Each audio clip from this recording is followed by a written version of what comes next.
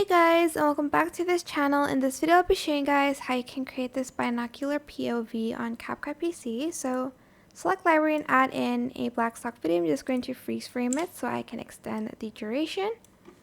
Go to mask and select the circle here and select reverse, and I'm just going to resize it a little bit. I'm going to also feather it out maybe like just 2% and do okay.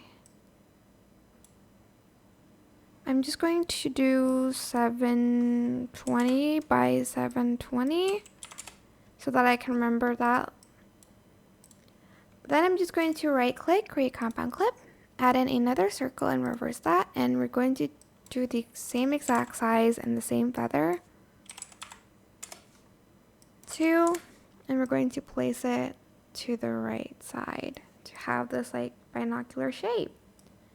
And that is it. Super simple. You can adjust the sizing to your liking, of course, but I hope this tutorial was helpful for you guys. Don't forget to like, comment, share, also subscribe to this channel if you haven't done that already. If you have any more questions, just leave it in the comment section down below and I'll try my best to answer them all for you guys. And if you found this video helpful, please click the thanks button above the description box down below. Thank you so much for watching. Bye!